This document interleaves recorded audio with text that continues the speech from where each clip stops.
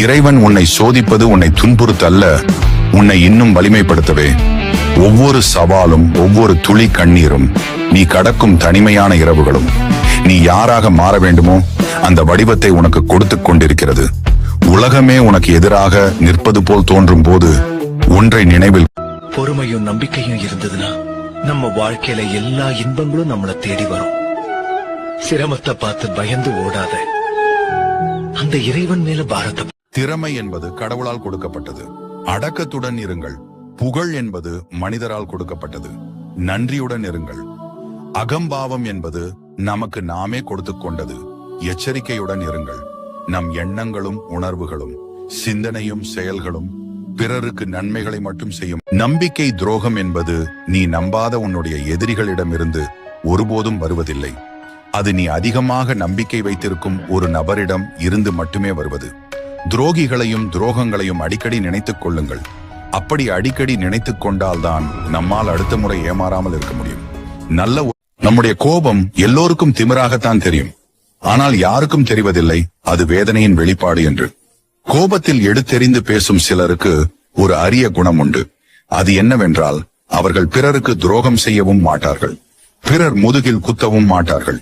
அதிகமாக கோபப்படுபவர்களிடம் சில நேரங்களில் வாழ்க்கை நம்மை முழுமையாக அழுத்திவிடும்.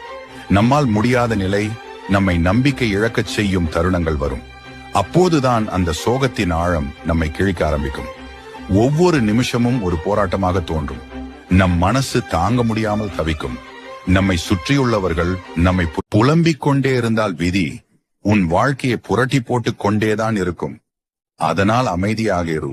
விதியும் வெறுத்து விலகி போகும். புலம்பல் பலவீனத்தின் அடையாளம், அமைதி தன்னம்பிக்கையின் மொழி. அமைதியாயிரு, உன் இலக்கை நோக்கி உறுதியாய் முன்னேறு. ஆசைப்படுவதையெல்லாம் அடைய நினைக்காமல் சிலவற்றை ரசிப்பதோடு நிறுத்திக் கொள்வது வாழ்க்கைக்கு நல்லது. நம்ம இல்லைன்னாதான் நம்மளோட அருமை தெரியும்னு சொல்றது எல்லாம் நமக்கு நாமே சொல்லிக்கிற பொய். அந்த இடத்துக்கு இன்னொருத்தர் உடனே தேடிக்குவாங்க. இதுதான் உண்மை. ஒரு உண்மையை ஏற்றுக்கொண்டால் உன் முழு வாழ்க்கையும் மாறிவிடும். உண்மையான இழந்தது எதுவென்று யோசிக்காதே, இருப்பது எதுவென்று யோசி. போனது எதுவென்று யோசிக்காதே, நிலைப்பது எதுவென்று யோசி. விலகியது எதுவென்று யோசிக்காதே, விருப்பம் எதுவென்று யோசி. விட்டது எதுவென்று யோசிக்காதே, பெற்றது எது. வெளியில் சொல்ல முடியாத சில வேதனைகள் இருக்கும். அவங்களுக்கு ஒரே ஆறுதல் தனிமை. தனிமை கொஞ்சம் வித்தியாசமானது. மறக்க வேண்டியதை நினைக்க வைக்கும், நினைக்க வேண்டியதை மறக்க வைக்கும். சில நேரம் அது வலி தரும், சில நேரம் அது நிம்மதி தரும். ஆனா ஒரு நாள் நீ புரிந்து கொள்வாய், தனிமை எதிரி